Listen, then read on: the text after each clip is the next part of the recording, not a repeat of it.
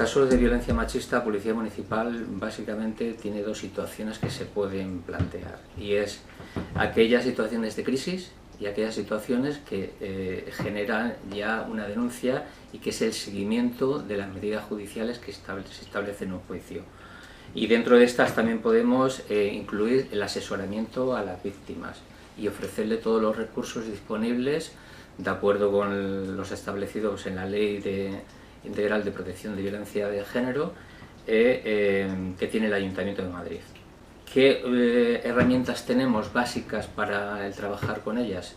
Ya no tanto en situación de crisis, sino en el seguimiento. Es el programa de la Secretaría de Estado de Seguridad Biogen, que es un programa donde hay un registro de todas las víctimas de violencia de género a nivel nacional, pero además establece qué seguimiento hay que realizarlas en función de un sistema de valoración que tiene el propio programa.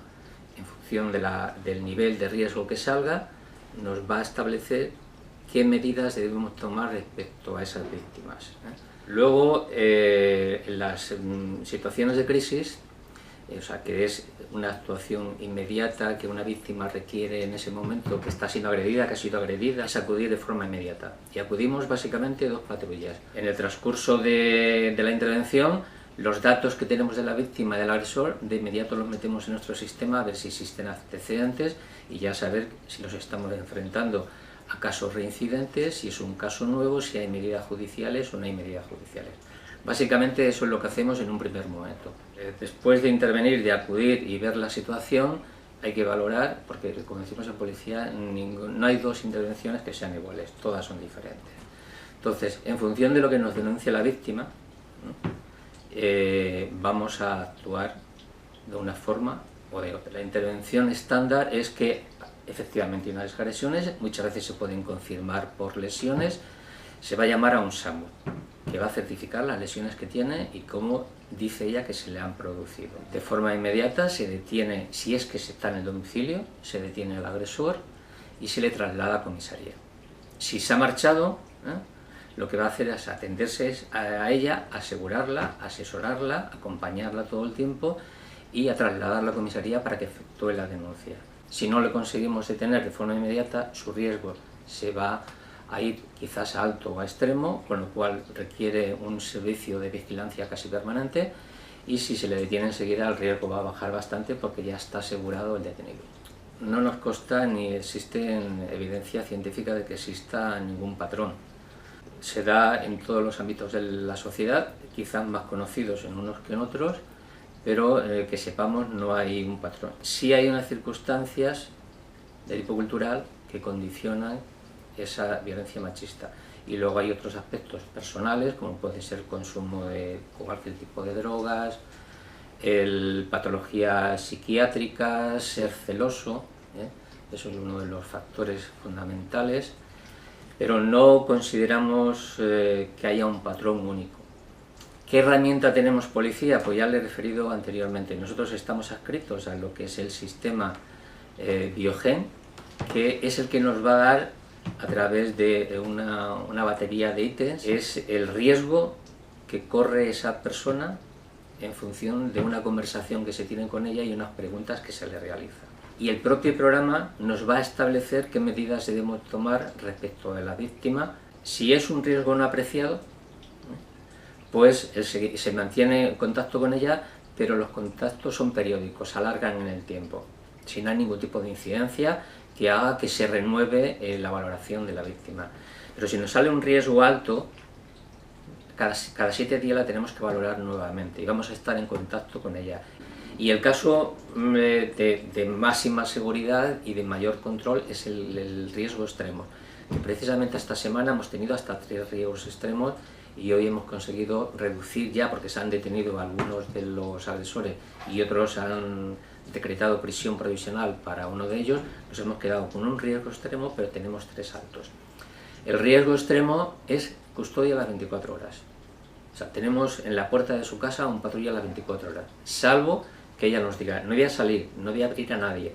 Si tengo que alguna necesidad de algo, yo os llamo y acudimos enseguida y la acompañamos, ya digo, desde ir al médico, hacer gestiones en el paro, acompañar a los niños al colegio, acompañar a su trabajo, Los distritos donde ella vive o trabaja también están alertados por si entra una incidencia, que sepan que esa víctima está en un riesgo extremo y acudan de forma inmediata a socorrerla, a ayudarla a lo que necesite.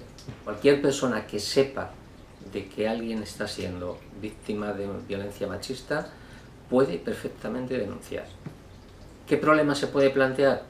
Que luego, cuando ella es llamada a declarar, lo niegue. Por eso es fundamental en muchos juicios es el testimonio de los testigos, de aquellas personas que han denunciado, y conocemos cantidad de casos que, en contra de la voluntad de la propia víctima, el juez ha decidido que hay un riesgo real, que se han producido realmente unas agresiones, y toma medidas judiciales de alejamiento sobre el agresor. De entrada, la policía no valora si una denuncia es falsa o no. Para nosotros todas las denuncias son reales, son veraces. O sea, hay una mujer que viene a efectuar una denuncia. Lo que sí que nos dice la ley de enjuiciamiento criminal es que tenemos que contrastar e investigar esa denuncia. Nosotros vamos a aportar al juez todos los testimonios que tengamos de todas las partes, las pruebas que podamos aportar, y él será, en todo caso, el que determine si considera que esa denuncia es falsa o no. ¿Por qué se hacen denuncias? Pues a veces simplemente por hacer daño a la otra parte. Pero detrás de otras denuncias hay un interés económico, un interés en la custodia de los hijos, y eso lo tiene que determinar en todo caso el juez. Existís que existen, pero en el global de las denuncias es tan ínfimo el 100% de los casos que creo que comentábamos antes que era un 0,6 aproximadamente del total de las denuncias que se realizan, que es desechable el dato en sí. Pues el tratamiento es lo mismo. Últimamente en el sistema Biogen se han metido los menores, pero el tratamiento es igual. Si hay que custodiar, se custodia, si hay que proteger, si hay que acompañar. Luego hay que también ver el entorno de la propia víctima. Muchas veces ella no denuncia, son los padres los que denuncian. Hay chicas que consideran que la violencia sobre ellas ejercida por su pareja es normal. Lo asumen con mucha normalidad y es algo que realmente nos sorprende. Sí que hacen que se visualice la violencia, que se conciencie la gente, tanto las propias víctimas como su entorno más inmediato. Pero el conseguir que se reduzcan las agresiones, pensamos que no son tan eficaces en ese sentido. Se tiene que educar en igualdad. Hay que romper los roles que la sociedad da a los hombres y a las mujeres. Eso es lo que marca la diferencia y lo que está detrás de mucho de la violencia machista. Pero hay que educar en casa, porque a la escuela se manda a formar a la gente. Pero la escuela, aparte de formar, puede también aprovechar ese momento, esos años que estamos en formación, para dar una serie de mensajes que tienen que ser transversales en todas las asignaturas. Los profesores deben de dar mensajes constantemente de igualdad entre hombres y mujeres. Se evitaría mucha de la violencia machista que hay. Educación, educación y educación. La educación es fundamental, pero una educación que empiece desde que uno nace en su casa.